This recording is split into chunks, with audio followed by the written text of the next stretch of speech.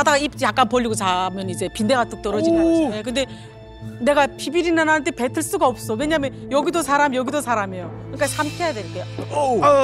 근데 그것만 있는 게 아니라 뭐 빈대, 이, 썩태, 벼룩이. 소리치지 말고 곱게 죽어라. 어머나. 그러니까 얘가 이 철창시고 뭐라는가 하면 지령공 너무하오 그러더라고. 근데 그게 내 지금도 꿈속에서 나오는데. 어머나.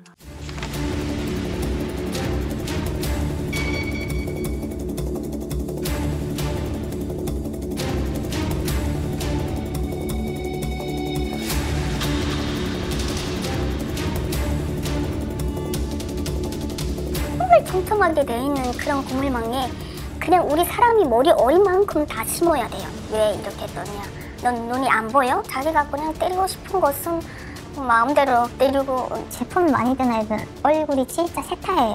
햇빛을 못 받아서 몸에서 이렇게 불균형이 생기는 것 같더라고요. 걸을 수가 없어요. 발 한 번 디뎌야 되는데 이 다리에 힘이 다 빠져가지고.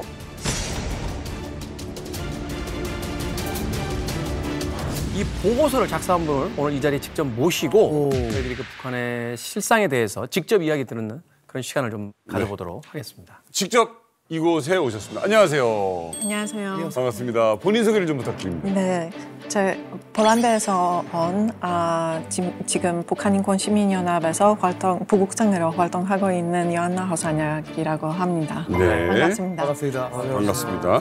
제가 2004년에 한국에 왔는데 그때부터는 북한 인권 실태 조사 아니면 뭐 탈북 대학생 리더십 프로그램 폴란드에서나 독일에서 운영하고도 있었고 북한 인권 문제를 전 세계에 알리는 일을 하고 있습니다. 네. 20년 넘게 그럼 그때부터 이제 북한의 인권 문제에 뛰어든 겁니다. 그리고 나서 이제 앞서 소개했던 이제 메이드 인 차이나라는 이제 보고서를 작성을 하시게 되는데 이 보고서를 작성하시면서 충격적인 사실을 이제 아시게 된 거죠? 북한이 중국으로 수출하는 가발 가운데 70%가 한 곳에서 생산되어 있었다고 이런 사실을 밝혀냈습니다. 함경북도에 있는 전거리 교화소에 많이 생산되고 있다고 증거니 많이 저희를 분석해서 이런 보고서를 만들게 되었습니다. 교화소에서? 야, 아니 정거리 교화소는 처음 들어보는데 그 정치범 수용소하고 좀 다른 곳인가요? 교화소라는 곳이 어떤 곳이냐면 이제 사전적 의미는 우리나라의 교도소와 같은 레벨이에요. 정치범 수용소보다 일단 사전적 의미는 낮아요. 교화하는 거죠. 교화하는 거예요. 네. 확정 판결을 유기징역이라든지 무기징역을 받은 사람들이 가는 건데 일단 북한에서는 교화소를 뭐라고 하냐면 국가와 인민 앞에 죄를 짓고 징역형을 받은 자들을 구금하고 교양하는 기관이라고 나와 있고 그럼 북한에는 이제 공식적으로는요. 이 교화소가 몇 개가 있냐면 지금 보시는 것 같이 총 9개 정도가 있는 것으로 파악이 되고 있어요. 근데 지금 오늘의 주제인 그 전거리 교화소 같은 경우에는 함경북도 회령 지역, 저기 집 동그라미 보이시죠?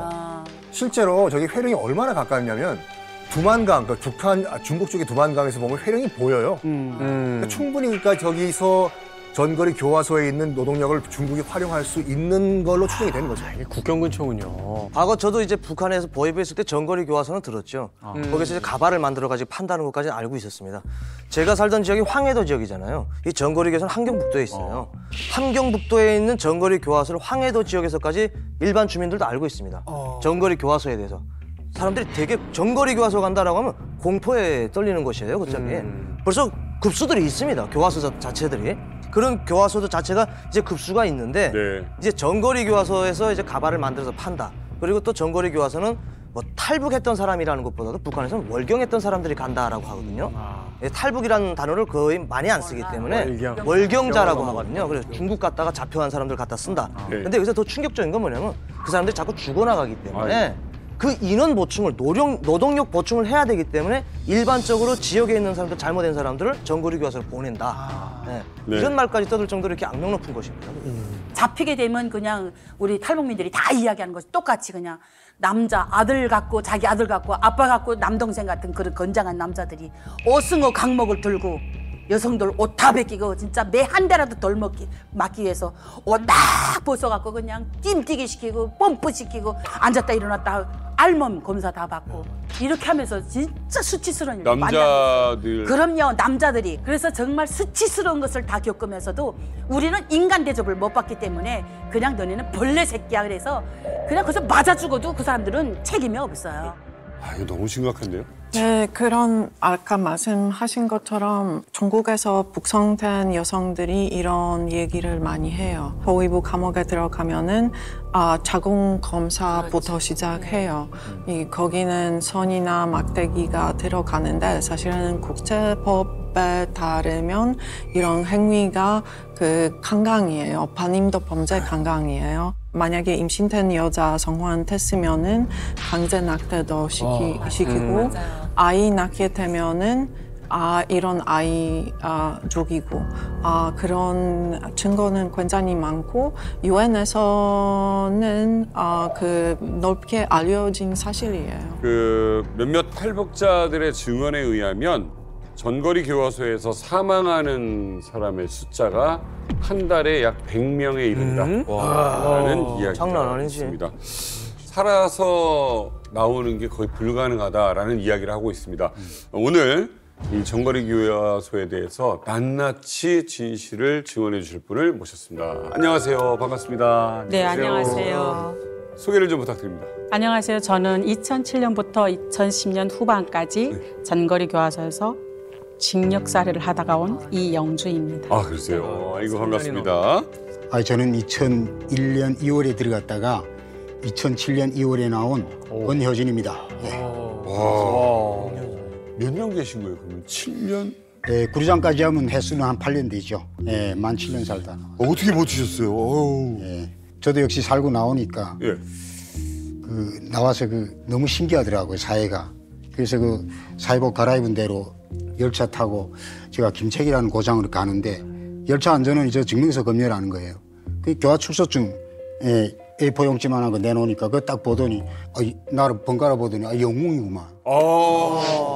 왜? 그러니까 아마 그 사람들이 생각해도 너무나도 장시간 살아나온 게 너무 신기한 것 같아요. 거기서 살다 나온 사람 것만. 내일 보고 올리 보고 하더니 영웅이구만. 그러더니 서랍 열고 자기가 뇌물 받은 담배, 고급 담배 그거 한 각 재주면 보안은 찾더니 이 사람을 침체까지 안전하게 모셔다 내려다 드리라 그러더라고요. 속으로는 그때 참 저는 이 사람 날 놀리는가 이렇게 생각했습니다. 교화소 갔다 나왔는데 살아나온 거에 대한 경외감이 있는 거죠. 그러네요. 아마 가정에 대해서 제가 앞으로 이제 좀 증언하려고 합니다.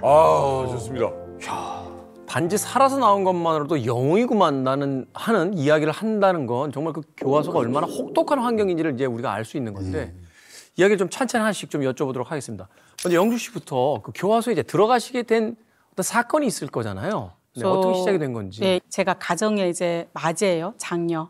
그래서 이제 주변에서 죽어나가는 사람들 보면서 내가 맞으니까 중국에 가가지고 돈 벌어서 내 가족을 살려야 되겠다. 네, 이렇게 해서 두만강을 건넜는데 사실 북한에서 계산할 때랑 중국에 들어가서 계산할 때랑 다르잖아요. 중국은 남이 나라잖아요. 네, 그래서 뭐 인신매매까지는 아니지만 지금의 남편을 만나서 이제 애를 낳고 이제 살면서 애한테 굉장히 이제 미안했던 것 같아요. 저로 인해서 제가 다 민폐의 근원이 되는 거잖아요. 제가 중국에 신분 없는 며느리로 제 남편을 만났으니까 시댁한테도 민폐고 제 남편한테도 민폐고 제일 미안했던 제 딸이었던 것 같아요. 그래서 제가 한국에 가려고 출발을 했는데 2번을 다 이제 북한에 도착을 했죠. 북한이요? 네. 잡혀서. 네, 잡혀서. 아이고야. 네. 북성이요. 그래서 이제 소위 조선민주주의인민공화국 형법 233조 비법 월경에 이제 그 제목에 해당되어서 이제 전거리 감옥에 이제 갔죠.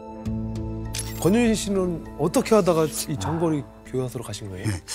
저도 뭐 다 북한에서 태어났으니까 진짜 당에 충실했습니다. 저도 당원이었고 군에 나가서도 뭐 그냥 군인들 선전하고 구호도 많이 쓰고 선전화 그림도 많이 그렸고 이제 2월 16일 뭐 김정일이 명절 되면은 그 함경북도 청진시 있는 동상에 올라가는 꽃바구니가 한 420개 정도 됩니다. 그 댕기글을 저도 그 사범대학 그 교원하고 교수하고 저하고 한 이틀밤 새면서 그걸 다 썼어요.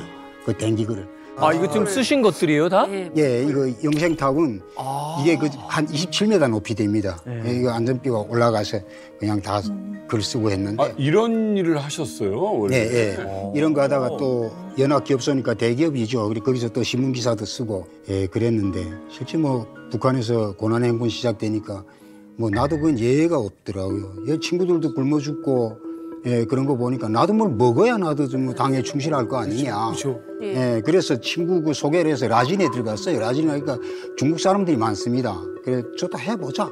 그래, 그 친구가 N을 한 30장 가져와서 일본 그거 가지고 마린 오징어로 사가지고 갔는데 그 하는 과정에 중국 사람이 소개를 해서 그 남산여관이라는 데 그 104호실이라고 기억나는데 거기에 들어가는 거예요.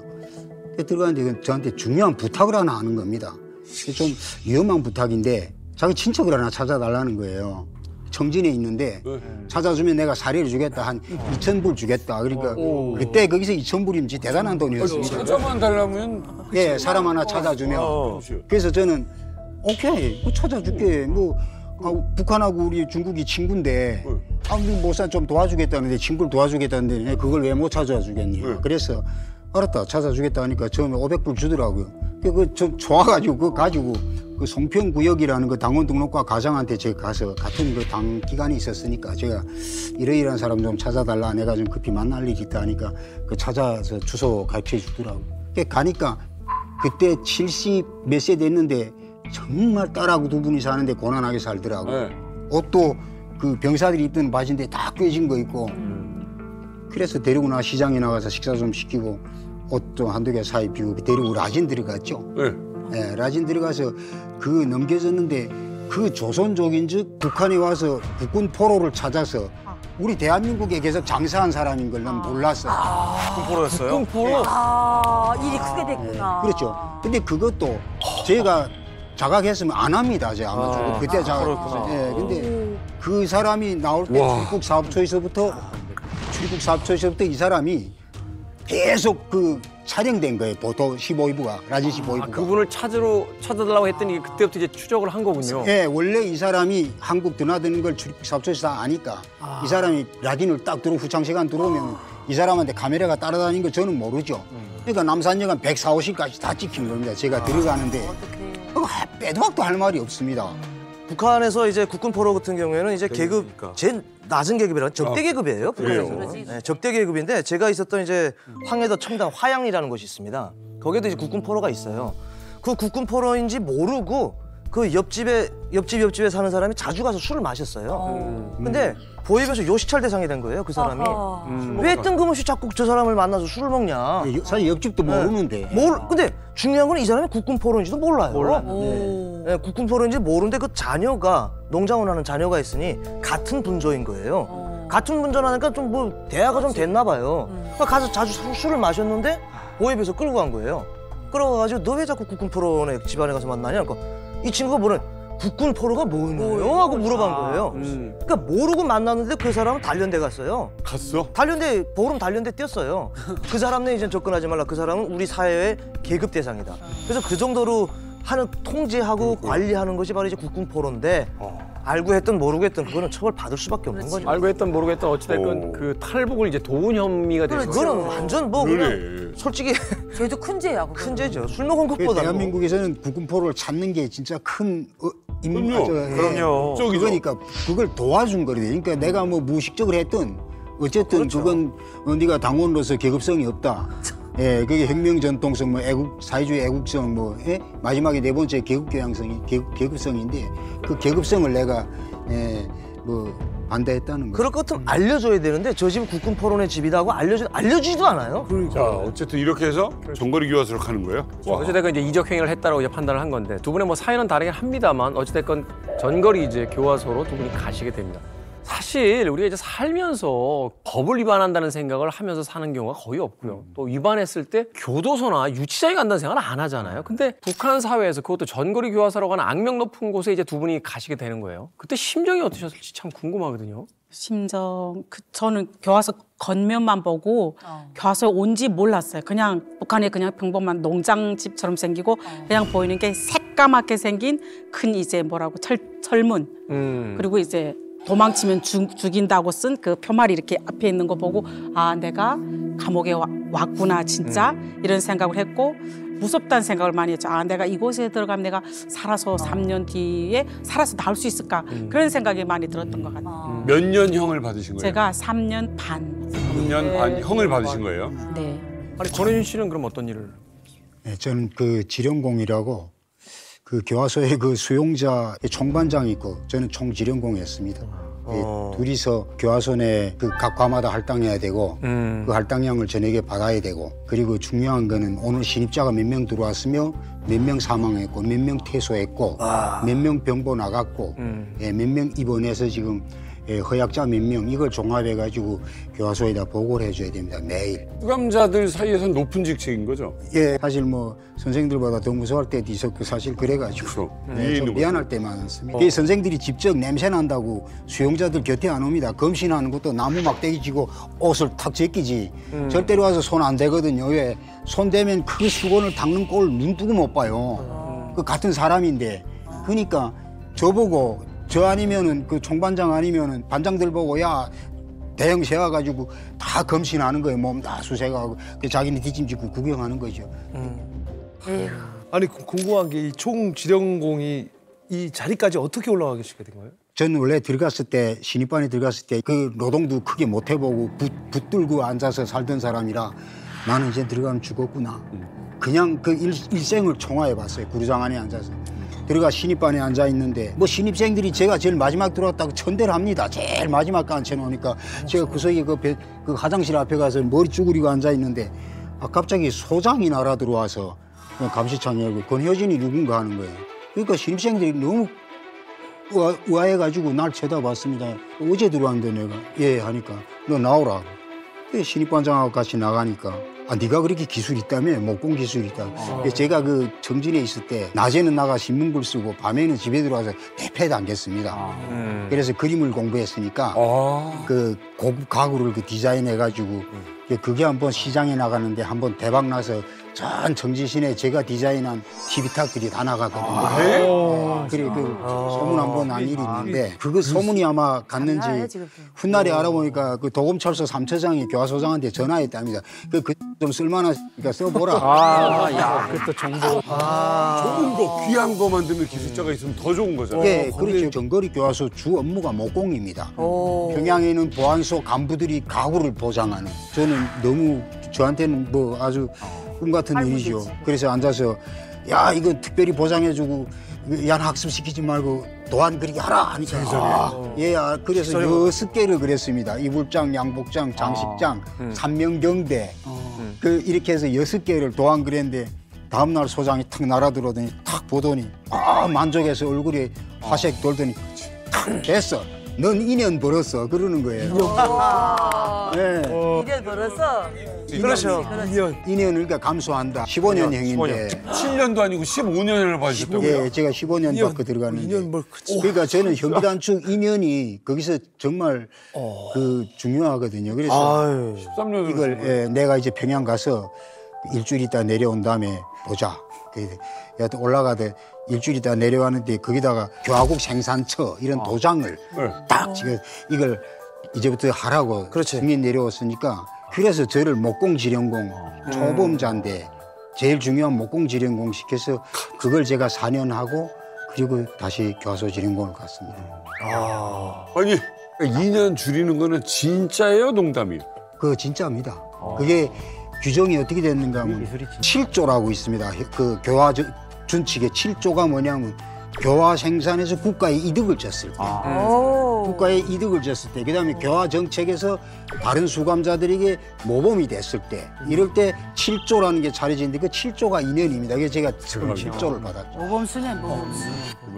그러니까 그 교도소장, 교화소 소장 맘대로는 아니고 그냥 법령에 아예 그렇게 돼 있다. 법령에 그렇게 돼 있습니다. 죄송하지만 이것도 좀 빽이 있어야 이런 일 하지 않나요? 그때 당시는 단절돼 있으니까 저는 뭐 뒤에서 백을 썼는지는 잘 몰랐는데 후에 시간이 좀 지나고 보니까 저희 누나가 한북도에서는 좀 이름 있는 요리사입니다. 요리사. 누나가 요리사하고 좀 잘 산다고 하니까 누나한테 여러 명이 찾아갔더라고요. 셀프. 야 이것 좀 삥 뜯으러 간 거예요. 삥 뜯으러. 그러니까 누나가 말하는 게 야 저 뭐야 뭐 소장쯤 와야지 뭐 아니 그럼 대이쯤 달고 담당 선생이 와서 이제 뭐 짜증 난다는 식으로 그 사람이 그런지. 자기네 집 대사가 지금 다음 달에는 자기 어머니 한갑하는데 해갑하는데 이거 뭐 좀 도와달라고 이런다. 어디 가나 교화소는 못 사니까 다니면서 뇌물 달라고 하죠. 그러니까 이제 북한의 어떤 사회적 부패를 보여주는 거죠. 이제 뇌물을 통해서 이제 말하자면 모든 것들이 해결된다는 게 기형적인 어떤 구조를 보여주는 건데 거기에 이제 보통 수감자와는 좀 다른 위치에 계셨기 때문에 7년을 그 안에서 계셨음에도 불구하고 이제 생존할 수 있는 확률이 이제 좀 올라갔다 이렇게 볼 수 있는 거네요. 예, 저도 믿지 못하겠는데 저는 사실 일반 수용자 살았으면 2년 못 삽니다. 저는 그 교화소 말로 말하면 저는 3개월이면 게임입니다. 게임이라는 게 끝났다는 소리인데 나는 그 일반 수용자들이 당하는 것처럼 제가 당하면 제 육체를 가지고 못 견딥니다. 참 뭐 육체적 준비도 있는데 제일 중요한 게 정신적으로 형기를 3년 이하로 받은 애들은 다 죽어나갑니다. 걔들이 살아나간 확률이 없습니다. 오히려요? 근데 5년 이상을 받은 애들은 다 살아요. 왜 그렇다고 생각하는 거예요? 그게 그 안에서 벌써 내가 5년 이상 중형이라면 내가 살 수 있는 마음속 준비를 합니다. 내가 어떤 수단을 정신력 발휘해서라도 나는 살아야 된다. 살아야 오히려 극한이니까. 예, 생존이 정말 극한에 서 있으니까. 근데 3년을 받은 애들은 하루하루 집 생각만 하면 기다리는구나. 그 연날이 짧으니까. 먹는 상상 속에 빠지다 나니까 허약이 오는 거예요. 근데 허약 중에서 못 먹어서 그런 게 아니라 심리적으로 궁상 떨어서 허약 걸리는 게 첫째 조건. 스트레스 노이로제요. 그런 거죠. 희망 고문이지. 짧은 기간에 빨리 나가야 된다는 그 생각을 하니까 더 빨리. 예, 걔들은 그게 다급하니까 다 죽어나가죠. 맞아요. 그런데 심지어 이렇게 열악하고 막 벌레도 나오는데 고강도 이제 노동까지 수행해야 된다는 거죠. 그렇죠. 하루에 많게는 20시간에 할당량을 채워야 되니까 사실은 20시간이라는 게 딱 정해진 시간이 아니거든요. 이 숙련자들은 뭐 20시간, 19시간 이렇게 걸리지만 일이 좀 손에 안 익은 분들은 20시간, 21시간 막 이렇게. 그러니까 고강도 노동에 시달려야만 했었던 상황이 있었던 거죠. 그래서 이만갑이 이 전거리 교화소의 수감자들, 특별히 그중에서도 가발반 출신 탈북민을 이만갑이 직접 만나봤습니다. 이야기 들어보시죠.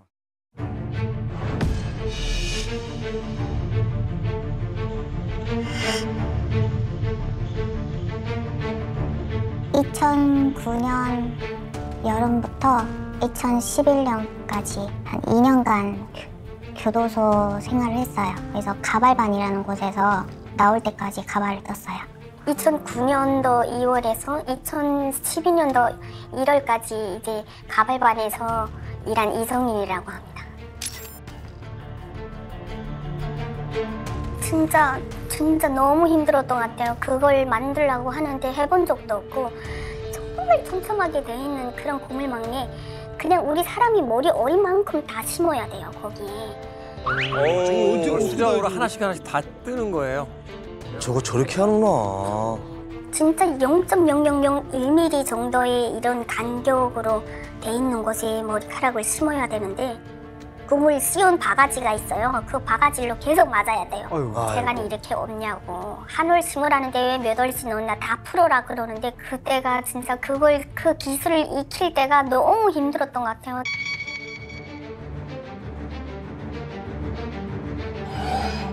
야, 저거 어떻게 하는구나. 출하되는 날짜가 있는데 그 출하된 날짜를 어기면 안 되거든요. 12시간에서 13시간 정도 평균 그렇게 일을 했고 제품이 많으면 밤도 팼어요. 밤에 막 1시간, 2시간도 겨우 자고 그 제품만 출하시키면 한숨이 나는데 바로 또 제품이 들어와요. 새벽 5시에 기상이 돼가지고 점심시간은 교대제로 밥을 먹고 휴식 시간이 없어요. 애들이 잠을 잘 수가 없어요. 매일과 같이 그걸 떠야 되니까 애들이 막 울어요. 마지막에는 막 너무 힘들어가지고. 정말 그런 거를 볼 때 너무 마음 아팠던 것 같아요. 제도를 받아야죠. 선생님이 들어올 때면 이렇게 몽둥이가 있어요. 그냥 아무 데나 다 때려요. 그냥 사정없이. 얼굴도 뭐 때리고 싶은 자기가 그냥 때리고 싶은 것은 마음대로 때리고 왜 이렇게 했더냐. 넌 눈이 안 보여? 이게 뭐, 이거 설명서 못 봤어? 머리카락을 다 어떻게 했냐? 어디 갖다 팔아먹었냐? 이런 식으로. 그래서 그것 때문에 정말 스트레스가 더 많았던 것 같아요.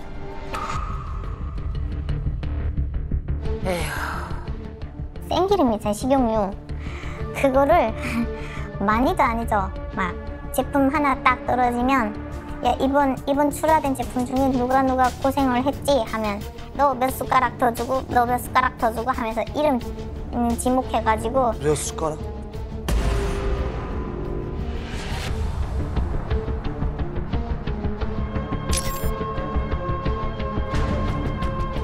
포장이 돼서 이제 그 박스가 들어오잖아요. 거기에 적혀 있는 거 보면 중국 꿀이 이렇게 있어요. 우리 그냥 예상으로 중국하고 하는 거지 않을까. 그리고 달러를 가지고 말하는 거 봐서는 이거 외국하고 하는 것이 아닐까.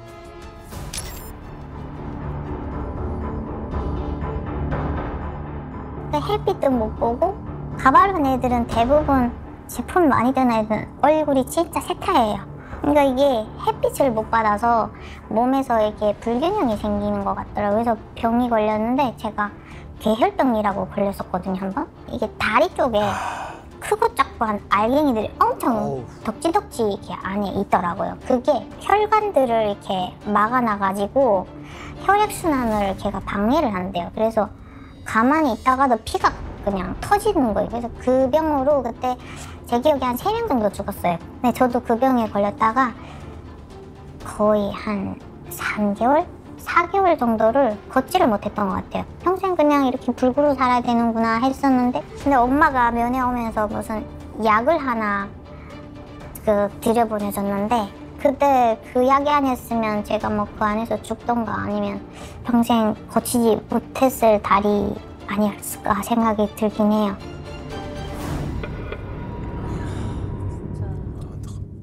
하루 종일 햇빛을 못 봐서 병에 걸린다라는 게 이게 사실은 납득이 안 가는 거잖아요.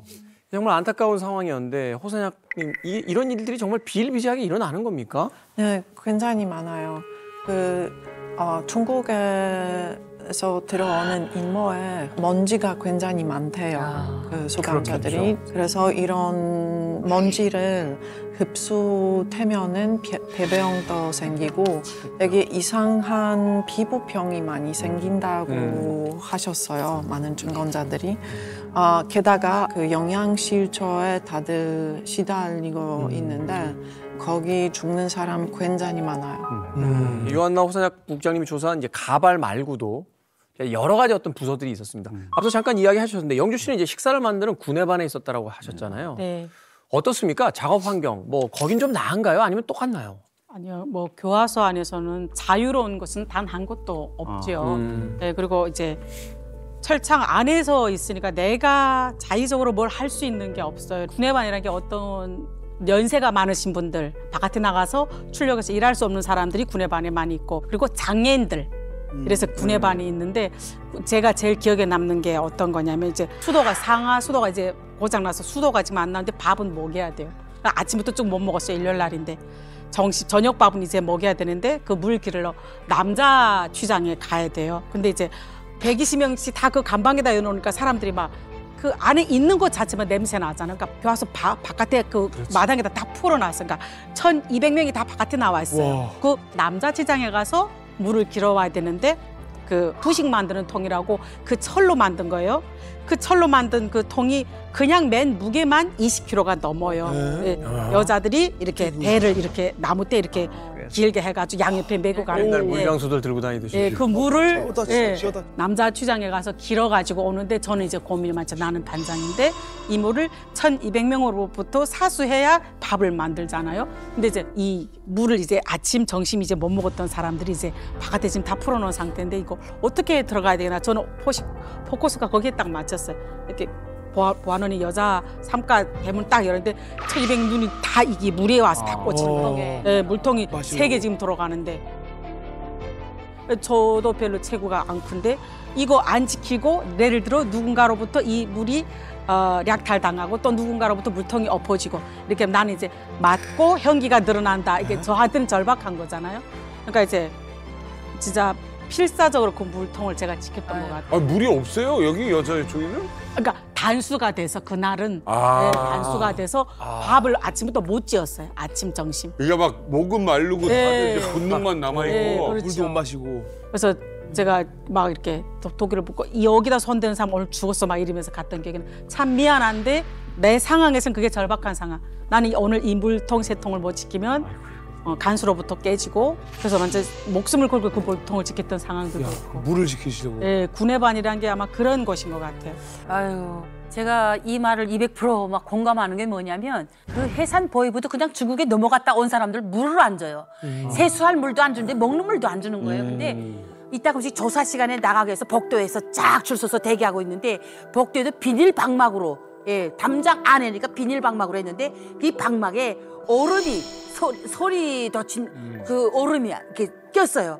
그러니까 그 간수 몰래 먹느라고 곧 뜯어가지고 얼음도 하얗지도 않아요. 시커매 먼지가 쌓여가지고 그걸 막 먹는 거예요. 물을 가지고 얼마나 새도 쓰는지 몰라요. 얼마나 살수되고. 저는 물 안 먹고는 상상을 못 하겠어요. 며칠을 못 버텨요. 근데 물만 이제 문제가 아니고 이제 저희가 먹는 밥 중국에서 나온 것 같아요. 저도 중국에 있었으니까 이 포대에 중국 글자 이렇게 써 있는데 곰팡이가 꼈는데 제가 세상에 살면서 이때까지 전무후무예요. 그렇게 이쁜 곰팡이들 본 적이 없거든요. 핑크, 잿빛, 네이비, 새파란색. 곰팡이 색깔이 너무 많아요. 쌀이에요? 가루. 뭔 가루예요? 뭔 가루, 강냉이 가루 비슷한 거예요. 비슷한데 뭔지를 모르겠네. 네. 근데 이제 그 가루를 밥을 찌는데 로에 찌는데요.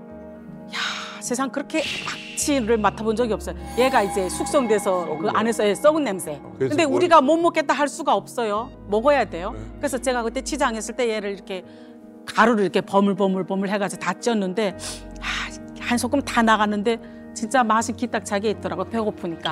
달잖아요. 얘가 숙성돼 곰팡이 끼고 숙성이 되었으니까. 근데 너무 기절한 거는 1,200명 중에 한 명도 안 죽었다는 게 너무 기절할 노릇인 거예요. 예, 그 수많은 곰팡이를 먹었는데 한 사람도 안 죽었더라고요. 그래서 야, 기가 차구나 그런 생각들을 했었죠, 제가. 아니 아까 단지밥이 뭐예요? 단지밥이 뭐냐면요. 강냉이 쌀, 그다음에 거기다 돌, 쥐똥, 그리고 강냉이 다 먹으면 쏭치 있죠? 그 쏭치까지도 같이.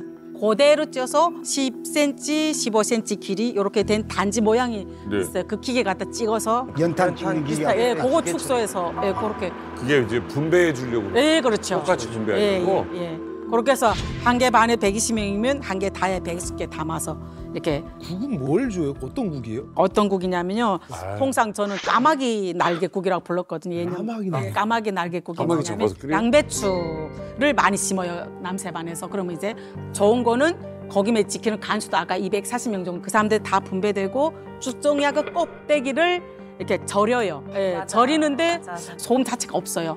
그래서 소금이 충분히 들어가야 새파란 색깔이 나는데 소금이 안 들어가서 그러니까 얘가 변색이 돼서 새까맣게 절여진 거예요. 그래서 1년 365일 먹고 제가 출소할 때 막 하루 3끼 그거를 계속 먹으니까 여기가 막 다 새까매지는. 그래서 까마귀 날개국이라고 저희는 그렇게 불렀죠. 까마귀가 날개를 넣는 게 아니고. 이건 입병 나고 사람 죽어요 이러면? 그 사람들한테는 북한 입장에서는 저희가 살아있어도 되고 안 살아있어도 되고 고만인 사람들이에요. 대체 인원은 얼마든지 있다. 그렇죠. 그래서 입소할 때 명으로 입소 안 되고 개수로 입소돼요. 1개, 2개, 3개 이렇게. 아이고. 예. 사람으로 취급을 안 하죠. 아니요. 이렇게까지 안 먹이면 어떻게 해요? 아니 노동력을 더 잘 쓰려면 조금이라도 먹여야 될 거 아니에요? 그래서 그 안에서 버텨내느라고 악을 다 쓰는 거죠. 아무리 그래도 뭐 반찬이라도 좀 나올 거 아닙니까? 반찬 없는데요?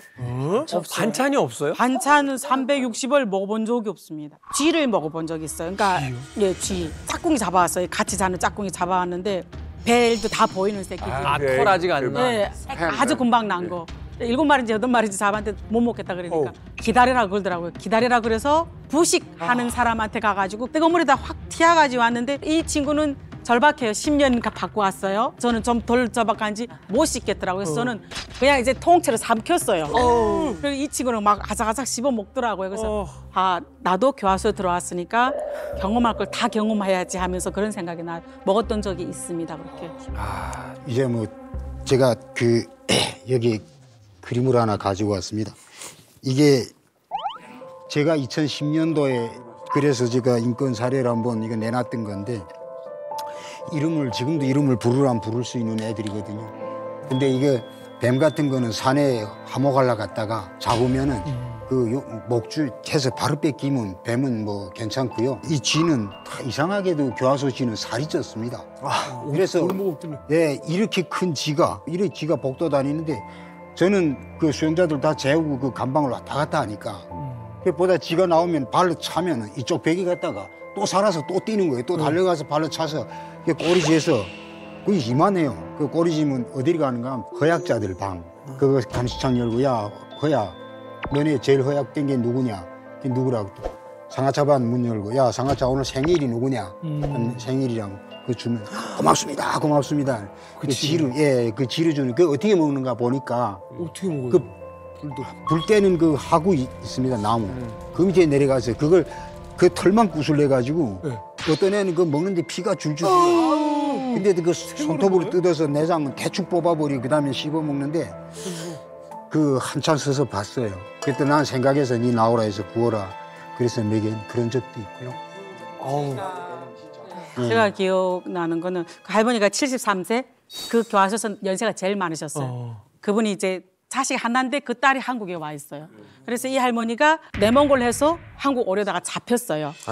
그래서 이분은 살아서도 딸한테 가야 돼요.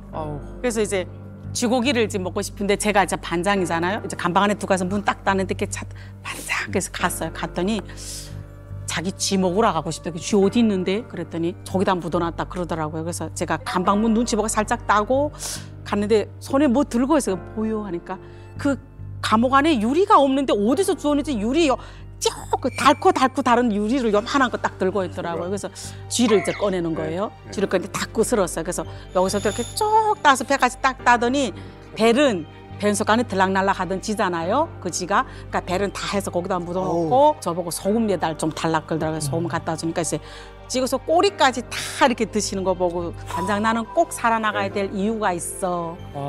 그래서 제가 그 할머니 손 붙들고 같이 울었던 기억이 납니다. 먹는 것뿐만이 아니라 이게 수감자들을 좀 고통스럽게 만드는 게 또 있다고.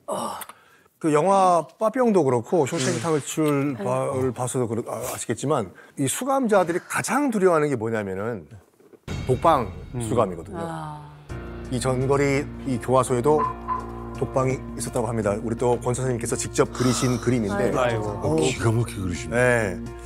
우리 또 권 선생님께서는 여기에 일주일간 가셨다고 해요. 2번씩이나. 저거 주인공이 허일이라고 내가 좀 친한 친구인데 저 안에서 말려 죽이라고 소장이 저한테 이야기했어요. 그래서 저 독방 관리를 제가 했습니다. 6개인데 그 밥을 주고 국을 주고 하는 건 전데 저보고 소장이 네가 이제 국 한 그릇만 더 주면 네가 바깥 들어가라 저 안에. 그러는 거예요. 그래서 제가 허일이 보고 야 허일아 너 죽는다. 소리치지 말고 곱게 죽어라.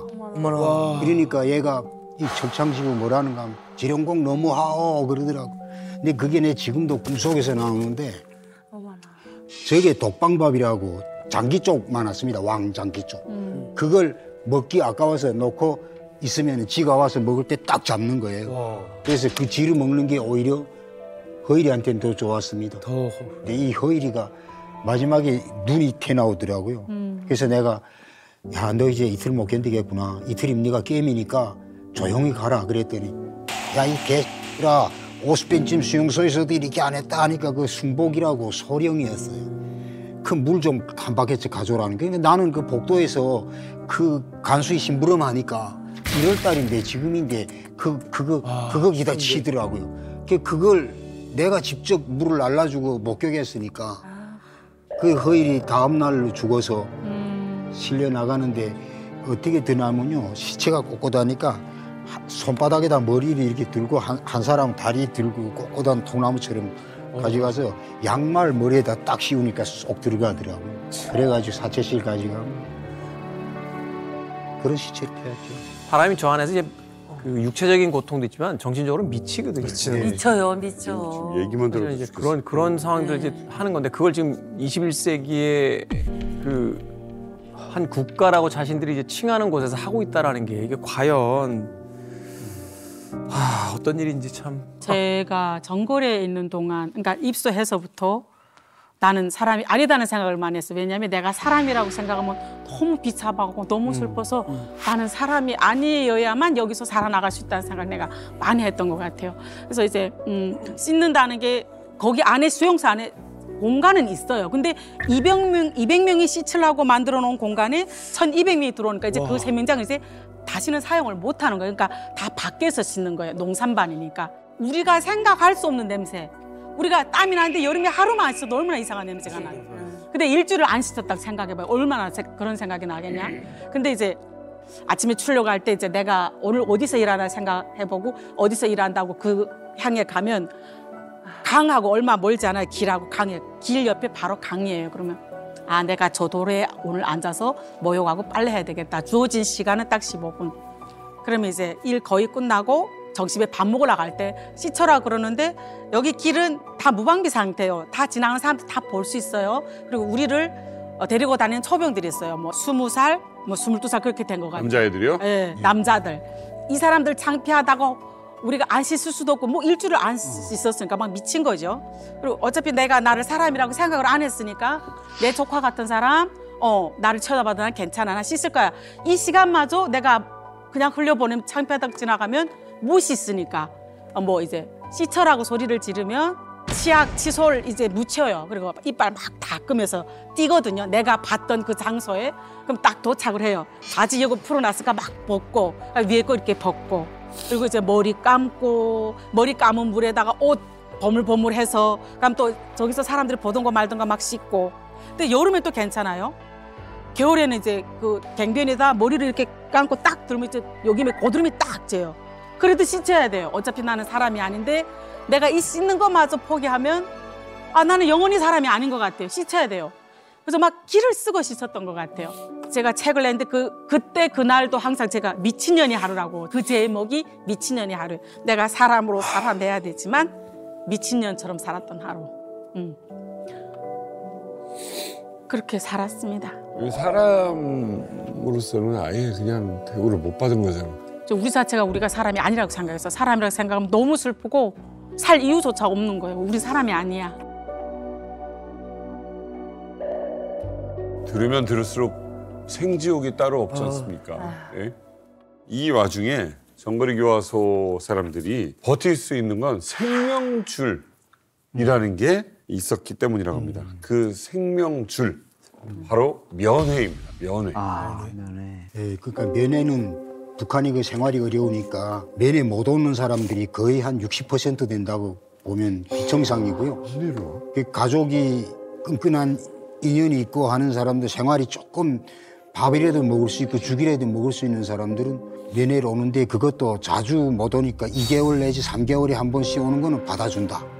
그런데 거기에 뭐이 허용되는가 하면 칫솔, 신발, 그다음에 속내의 겉옷 이런 걸 가져오고 그다음에 옥수수 가루라고 속도전 가루라고 했는데 이거는 15kg까지 받아준다. 그러니까 그 양념을 안 주지 않습니까? 된장, 고춧가루, 소금을 안 주고 왜? 이걸 하면 도망간다고 뼈에 힘이 생겨서 도주한다고 그걸 법적으로 못 먹게 합니다. 와, 힘들겠다. 그래서 부모들이 된장을 말려서 가루내서 고춧가루 섞어서 설탕을 넣어서 그 가루에다 섞는 거예요. 그래서 15kg로 들여오면 반장이나 이렇게 좀 힘 있는 권력 있는 이런 애들이 가서 손가락을 찍어 먹어보고 그걸 맨 옥수수가루하고 바꿔버리는 거예요. 와. 그러니까 부모는 가져놨다가 자기 아들이 일반 수용자면은 그걸 못 먹는 걸 모릅니다. 그래서 그걸 뭐 총반장이나 뭐 이런 애들이 또 다 먹어치우는 거예요. 그러니까 실제 뭐 그래 면회 없는 아들은 아침에 면회자들이 이름 불러서 나와 하면은 애들이 탁 숟갈 들고는 애들을 다 이렇게 흩어보며 갑니다. 아주 그 보란 듯이. 그래 나가면 애들이 거기서 허약이 오는 거예요. 그거 바라보고 앉아서 머리 떨구고 앉아서 나는 언제 저거 먹어볼까. 이게 사람 죽이는 거죠. 이게 보고 궁상이라 하는데 그래서 어떻게 하냐면 뒤 돌아앉아. 100% 다 돌아앉고 면회자만 뽑아서 데리고 나가는 거예요. 그래 먹고 들어오면 또 숟갈에다 그걸 붙이지 말아요. 탁 붙여갖고 들어와. 그러면 애들이 그거 보면 그 숟갈 빨아요. 맛보려고. 면회 오는 창구가 무슨 창구냐면 면회 오는 식구들한테서 삥 뜯어내는 창구예요. 그런 거. 네. 그래서 이제 뭐 그때는 저희가 무슨 얘기했는데 핵무기 빼고 다 들어온다. A4 용지부터 이런 볼펜, 그다음 뭐 넌닝구 선생님들 그 장화, 우산, 하여튼 다 들어왔어요. 뇌물용으로도 네, 다 들어와요. 주는 거죠. 네, 교화인들을 교화시키려면 나라에서 줘야 되는데 이제 개인이 다 집에서 가지고 들어와서 해야 되는 그런 상황인 거죠. 북한의 교화소는. 탈출 시도하는 사람 없습니까? 남자 교화소 쪽에? 제가 한 6년 좀 넘었죠. 난 해수로에서 7년 사는 동안에 탈출이 2번 있었습니다. 근데 있어요? 예, 근데 이 탈출이라는 거에 대해서 도주가 제일 큰 그 사고인데 정거리는 안고 있는 산입니다. 그래서 240명의 선생들이 배를 때리면 2km 밖에서 일하다가도 뛰어서 들어오면 완금하거든요, 안에다. 넣고 선생들은 100% 무장지고 나가는데 240명이 나가면 초소가 딱 있는데 정말 개미도 못 빠져나갈 수 있게 그렇게 주도 세밀하게 구도가 돼 있는데 이걸 모르는 거예요, 수용자들이. 그러니까 벌목하려 나갔다가 둘이 약속하고 뛰었는데 교화소가 생겨서 역사에 제일 오래 도주한 사람이 한 달 만에 평안남도에서 잡혀서 들어왔어요. 그리고 이틀을 넘긴 사람이 없습니다. 다 나갔다가 산에 숨어 있다가 어디 불빛 보고 거둥지둥 가다가 딱 코앞에 선생이 잠복 딱 하고 있다가 체포하고. 그러니까 그걸 알면은 도주 안 하죠. 살면서 몸소리 친다는 거 한번 경험해 보셨어요? 몸소리 친다는 거. 저는 한국에 와서까지도 한 5, 6년을 제가 담임했던 선생님이 했던 말. 너네 도망쳐서 만일 성공해서 중국까지 갔다가 중국에서 사고나 죽었다.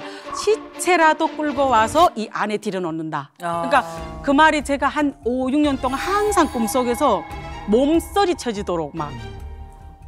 우리가 무슨 그렇게 대단한 죄를 졌다고 그렇게 중국에까지 간 사람을 끝까지 잡아서 시체된 사람까지 이렇게 잡아오나 그런 생각이 들었고요. 제가 입소하기 전에 도망친 사람이란데 아까 말했잖아요. 그 위치가 쌀 이는 박처럼 생겨서 이 사람이 그 다음에 겨울에 잡혔는데 그냥 이제 해골만 이렇게 남았는데 한 정심쯤에 여자 삼가에다 이렇게 눕혀놓고 이제 도주하면 너네들 얘처럼 된다. 교주한 사람을 잡아다 놨어요. 예, 죽었어요. 이 사람 이미. 시신? 예, 시신을 가져다가 저희한테 보여주는 거죠. 너네 절대로 정거리 교화소 밖을 나갈 수 없어. 얘 봐.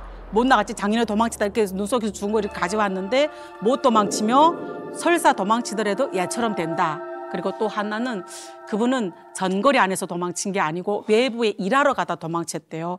도망쳤다가 잡혔어요. 근데 어디에 총을 맞았냐면 이 오른쪽 허벅지 여기 맞았는데 정말 거짓말 하나도 안 보태고 폭탄짜리 같았어요. 폭탄. 푹 파. 여기가 그렇게 푹 파이더라고요. 송알짜리가 그렇게 파였더라고요. 뒤에서. 예, 그래서 그 남자가 이렇게 땅에 누워 있고 또 1,200명을 다 데리다가 여름에 다 이 사람 주위로 돌아오면 보이고 해서 산 사람이었어요, 죽은 사람? 그 사람은 살아난 상태로 저희가 봤어요. 산 상태로 와서 그걸 보여주고 나중에 죽은 거죠. 중국에서 죽어도 시체를 다시 찾아와서 여기서 이제 희망을 없애버리는 거예요. 그쵸. 너희들은 죽을 때까지 여기서 벗어날 수 없어. 그렇죠. 라고 이야기하는 거니까 이게 사실은 사람을 가장 황폐화시키는 거잖아요. 그러니까 내일이 있다는 것을 꿈꿔야 뭔가 의지도 생기고 뭔가 희망이 생길 텐데 그게 아니라 너희는 죽어도 여기를 벗어날 수 없다라고 이야기하는 거. 참 너무 같은 인간으로서 할 수 없는 이야기 같은 거 아닙니까, 이거는? 사실은 교화소에 있는 사람들이 사람이라고 보지는 않아요. 그냥 번호만 부여된 너의 일뿐이지. 그렇죠, 맞아요. 결혼한 것도 내 선택이 아니잖아요. 근데 애는 낳았어요. 내가 책임을 져야 되잖아요. 근데 내가 이 아이한테 안 미안한 거는 살아서 나가는 게 안 미안한 거예요. 엄마의 존재를 그대로, 엄마의 자리를 그대로 만들어주는 거. 예. 그렇게 해서 버텨낸 것 같아요.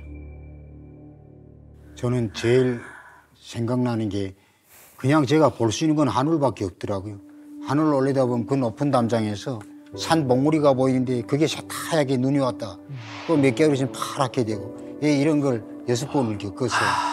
그걸 올리다 보면서 언제 난 동그란 밥상에 앉아서 밥을 먹어볼까. 이런 생각을 하면서 꼭 살자. 살아서 15년 제가 형기를 받고 감형이 된 예, 7년을 감형하고 어디 2년 4개월 남았는데 마지막 대사 때 제가 제일 특기 모범으로 나왔습니다. 토론하고. 형기단 그건 교도소장이 좀 예, 교도소장이 저보고 다 수용자들 모아놓고 고맙다고 토론해라. 그래서 저는 정말 생각하면 어처구니가 없죠. 여러분들 저처럼 열심히 일해서 빨리 개준돼서 나오기를 기대한다고. 저는 오늘 장군님 배려받고 이렇게 나간다고. 노동소를 만들어 놓고요.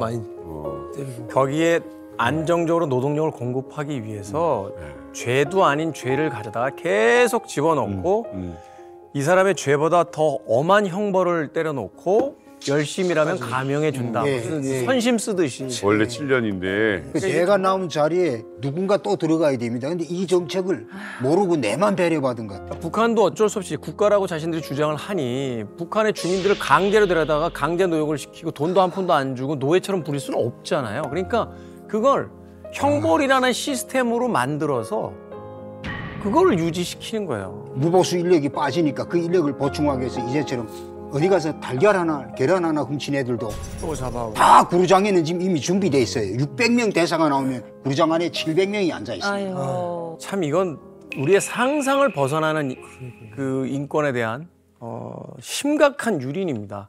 오늘을 기점으로 해서 세상에 더 알리고 싶다 하는 이야기들이 있으시다라면 또 한 마디씩 좀 해주시죠. 제가 태어난 거 제가 결정하는 거 아니잖아요. 제가 태어나니까 북한이었잖아요. 제가 다시 태어날 수 있다면 다시는 절대로 북한에서 안 태어나고 싶다 이런 얘기로 하고 싶고요. 사실 북한에 사는 사람들은 김씨 일가를 빼고는 다 잠재적 죄인이에요. 이 여기 계신 분들도 북한에 사셨다면 잠재적 죄인들이에요. 근데 이제 북한을 더 들여다보고 북한을 더 얘기해 줄 수 있는 건 북한에서 살아본 사람들만이 할 수 있는 거잖아요. 저는 개인적으로 이만갑 오늘 제가 처음 나왔는데 너무 감사하다는 얘기를 드리고 싶어요.